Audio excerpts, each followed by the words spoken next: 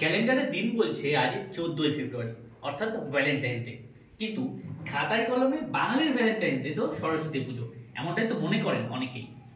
নমস্কার, দেখছেন TV9 বাংলা, সঙ্গে রয়েছে আমি প্রীতম। বাঙালি কি ভাবে সরস্বতী পুজো নাকি 14ই ফেব্রুয়ারি, কোনটা বাঙালির ভ্যালেন্টাইন্স ডে? চলুন সেই প্রশ্নের উত্তর খুঁজতে আমার সঙ্গে রবীন্দ্র সরোবরে এই মুহূর্তে রয়েছে, আর আমার সঙ্গে আজকে পেয়েছি একজন যুগলকে।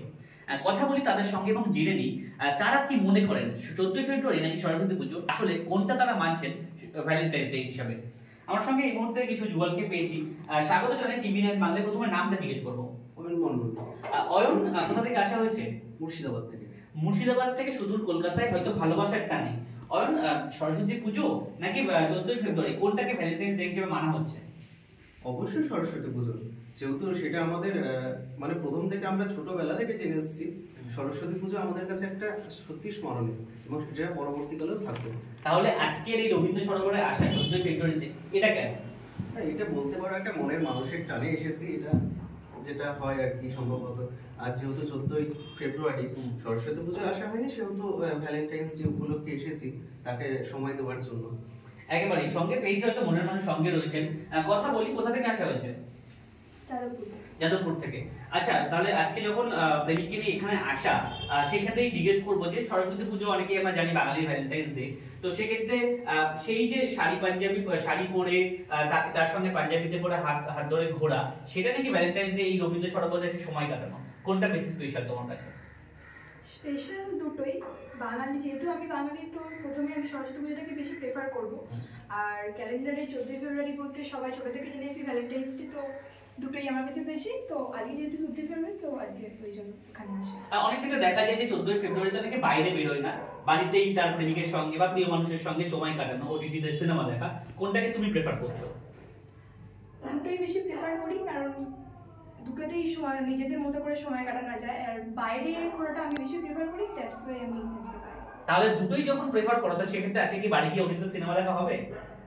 এখনো অবধি সেরকম কিছু প্ল্যান নেই, দেখা যাক।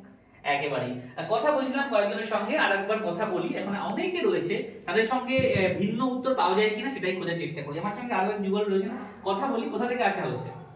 বর্ণনগর থেকে। বর্ণনগর থেকে রবীন্দ্র সরোবরে কেমন লাগছে সেখানে? খুবই ভালো লাগছে, কারণ এইরকম ফার্স্ট টাইম, আমি প্রথমবার এলাম রবীন্দ্র সরোবর। আচ্ছা, রবীন্দ্র সরোবর প্রথমবার, আর এই 14ই ফেব্রুয়ারি। অন্যান্য দিন যেমন কলকাতায় ভিড় থাকে, আজকে কোথাও আসার সময় ভিড়টা কি বেশি চোখে পড়লো বা বেশি কম কোনো পরিবর্তন দেখা গেল? হ্যাঁ, আজকে যেহেতু 14ই ফেব্রুয়ারি, সেই জন্য ভিড় তো সত্যিকারের, মানে রাস্তায় যখন আসছিলাম প্রচন্ড জ্যাম দেখতে পাচ্ছিলাম। তো এই আচ্ছা, কথা বলি, তোমার সঙ্গেই হয়তো এসেছেন, কেমন লাগছে আজকে এখানে এসে 14ই ফেব্রুয়ারি ভ্যালেন্টাইন্স ডে তে? আজ খুব ভালো লাগছে এখানে এসে। আচ্ছা, একটা জিনিস জিজ্ঞেস করি, যে বর্তমানের প্রেম, সেখানে শুধুই ডিভোর্সের সংখ্যা বেশি, ছাড়াছাড়ির সংখ্যা বেশি, বিয়ের পরও দেখা যায় ডিভোর্সটা বেশি হচ্ছে আজকাল। বর্তমানের প্রেম নাকি পুরোনো দিনের সেই প্রেম, কোনটাকে বেশি প্রেফার করছো? দুটোই সুন্দর, এক এক টাইমে এক একটা রকম। আমি দুটোকেই প্রেফার করি, কিন্তু পুরোনো দিনের কথা আলাদা। পুরোনো দিনের মানুষের ভাবনা চিন্তা, মানুষের চিন্তা ভাবনা খুবই ভালো, সেরকম মানুষ পেলে সত্যি থাকা যায়। একেবারে কথা বলছিলাম কয়েকজনের সঙ্গে, কিন্তু সকলেই যে জোড়াই জোড়াই এসেছেন এমনটা নয়। কেউ কেউ অপেক্ষা করছে রবীন্দ্র সরোবরে এসে তার প্রেমিকার জন্য, কারণ কলকাতা শহরে যে পরিমাণে জ্যামের সৃষ্টি হয়েছে, সেখানে কিন্তু দেরি একটু হবে সেটা বলাই যায়। তেমনই একজনকে পেয়েছি সঙ্গে, কথা বলি। প্রেমিকা এখন এসে পৌঁছয়নি, তার আগে রবীন্দ্র সরোবরে আসা, যদি একবার সামনে আসা সম্ভব হয়। নামটা জিজ্ঞেস করবো। প্রসেনজিৎ ঘোষ।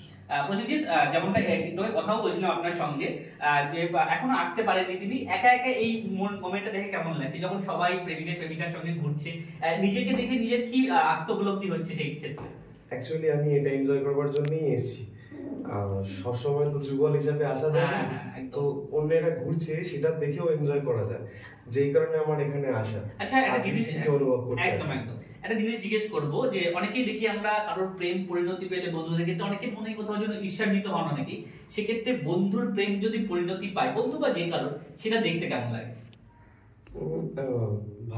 ভালো লাগে যখন তারা মানে একসাথে ঘুরতে যায় বা কিছু, কিন্তু নিজেদের কোনো প্ল্যান থাকলে তখন যখন বন্ধুদের পাওয়া যায় না, অবশ্যই খারাপ লাগে, একটু তো লাগে। একদম।